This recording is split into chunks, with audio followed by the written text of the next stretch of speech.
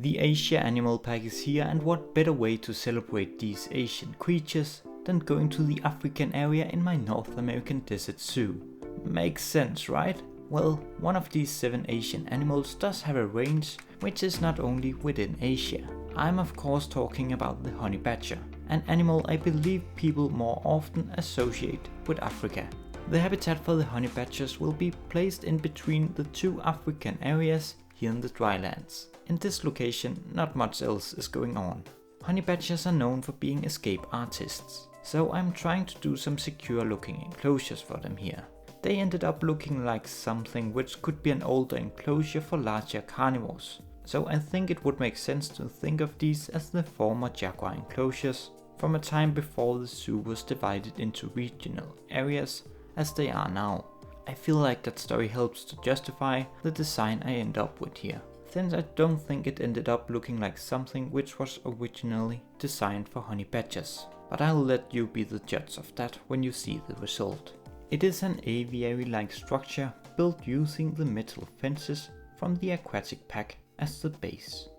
They turned out to be somewhat easy to align the mesh pieces to, meaning I could avoid ending up with a completely square design, which typically is the easiest to do when working with the mesh pieces in Planet Zoo.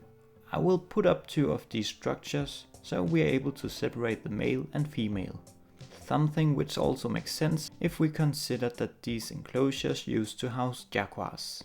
The back of the enclosure is simply just placed against these rocks, which have been part of the park for a long time. Aligning these 2D mesh pieces was quite a struggle at times, as you might know if you have ever played around with them. I have not kept all this messing around with mesh pieces in the video, since it was too painful to watch. So the process might look easier than it really was, but it was truly annoying at times. The size of the enclosure was adjusted multiple times along the way, since it ended up quite oversized at first. The end result still feels a bit big compared to the size of the honey badgers, but if we keep in mind that these enclosures used to be home for jaguars, then it kind of makes sense. And adding a cave-like structure to the back of this enclosure also helps a bit with this classic big cat design style I'm going for here. For the front of this habitat I used one of the curved stone pieces from the Twilight pack. The curve here matched quite well with the curve of the fence the mesh is attached to. This way I could make kind of a frame for the front part, which was somewhat easy to fill out with mesh pieces. I'm quite happy with this aviary design. It might be something I would consider playing around with some more, since it was a pretty easy way to design an aviary which isn't completely square. I'm considering if I should try and do something like a top 5 video or similar with my best aviary designs, or whatever to call these. Let me know if you'd like to see a such video. And make sure to subscribe to the channel so you don't miss out on this potential video. Between the 2 enclosures I added a small tunnel, simply by reusing parts of what I had already built. This tunnel can both be used as the gateway between the 2 enclosures for the animals, but in periods when the male and female aren't kept together, an animal can still be shifted in here, so the keeper can safely enter the big enclosure. I hope that makes sense.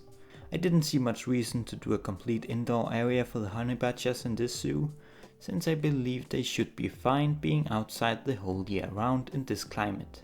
Later I will instead just add some nesting boxes for them to seek shelter in, even though these boxes will just be an implied feature.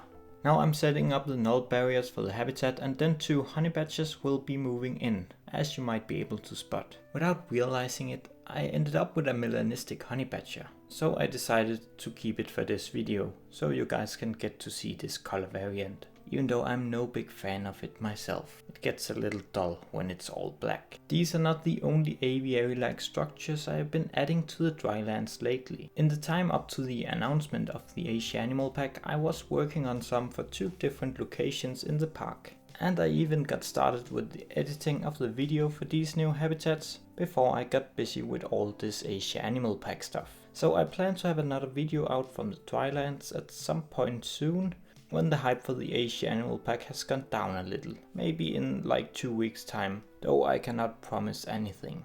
You might remember how I in my Bighorn Sheep video from April mentioned I might not ending up making so many videos from this park before it is finished, and I would instead try out a new project. Well, I might have changed my mind here a little.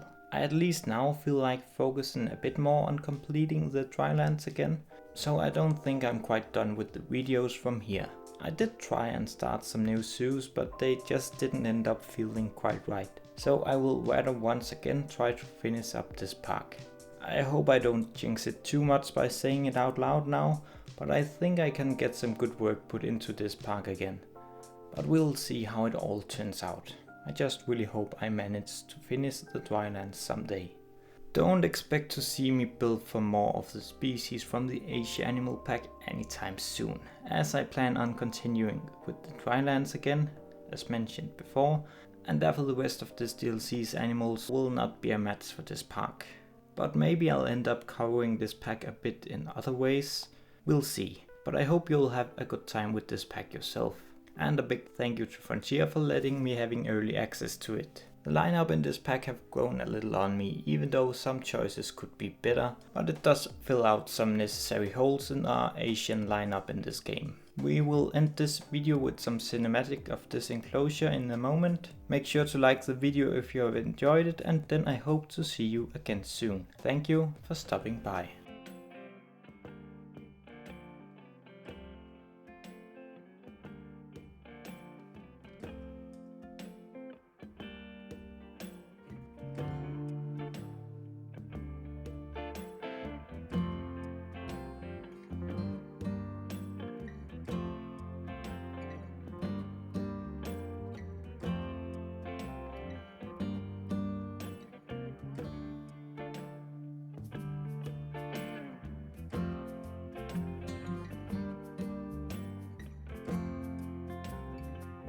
Hi again. I'm just jumping back in to show you a little something I made after almost completing this video. If you've seen this video of mine from last year at some point, you'll know I usually make my signs using old illustrations from my book collection. The first illustration of a honey badger I found was this one, which isn't so easy to turn into a sign like this, and therefore I decided to skip the sign for now. I was then randomly looking around the Wikipedia for the honey badger and noticed the first fun fact. This fun fact is describing the exact same thing as this illustration, so I thought it would be fun to make a little extra sign out of it. I hope you like this little extra addition, and thank you for staying till the end of the video.